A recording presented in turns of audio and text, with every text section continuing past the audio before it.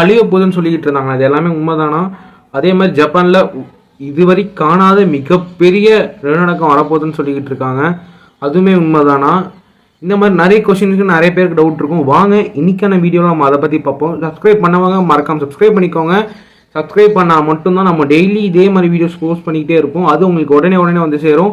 Subscribe பண்ணுறதுனால உங்களுக்கு இந்த மாதிரி உலகம் ஃபுல்லாக இருக்கிற கண்டென்ட்ஸ் பிடிச்சிருக்குன்னு சொல்லி யூடியூப் அல்காரிதம் புரிஞ்சிருக்கும். ஸோ உங்களுக்கு இந்த மாதிரி நிறைய வீடியோஸை ரெக்கமெண்ட் பண்ணோம். வாங்க வீடியோவில் இது வரைக்கும் பார்க்காத மிகப்பெரிய நிலநடுக்கம் வரும்னு சொல்லியிருக்காங்க. ஆக்சுவலி அது வெளியே இருந்து வந்த தகவலோ எதுவுமே கிடையாது.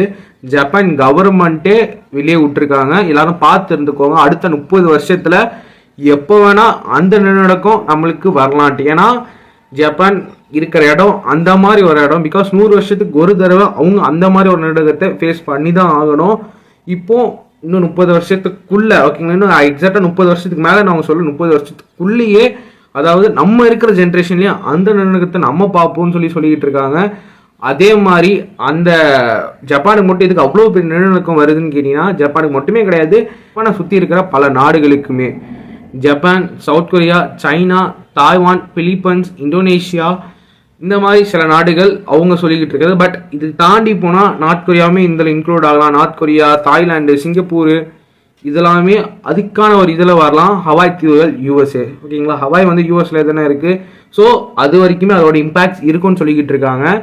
அதே மாதிரி பார்த்தோன்னா அந்த நிலநடுக்கம் எதுக்கு அந்த ஒரு பர்டிகுலரான ரேஞ்சில் வருதுன்னு கேட்டிங்கன்னா, ஆக்சுவலி ஒரு முக்கியமான ரீசன் அங்கே 4 டெக்டானிக்கல் பிளேட்ஸ் ஜாயின் ஆகிறதுக்கு ஒரே ஒரு ரீசன். அதனால மட்டுமே அங்கே அவ்வளோ பெரிய நிலநடுக்கம் வருது. ஆக்சுவலி என்னென்ன பிளேட்ஸ் அங்கே இருக்குன்னா, அங்கே பிலிப்பைன்ஸ் டெக்டானிக்கல் பிளேட்ஸ், அதுக்கப்புறம் யூரோஷியன் பிளேட்டு, நார்த் அமெரிக்கன் டெக்டானிக்கல் பிளேட்டு, அதுக்கப்புறம் பசிபிக் பிளேட், ஓகேங்களா. இது மாதிரி 4 பிளேட்ஸ் அங்கே இருக்குது.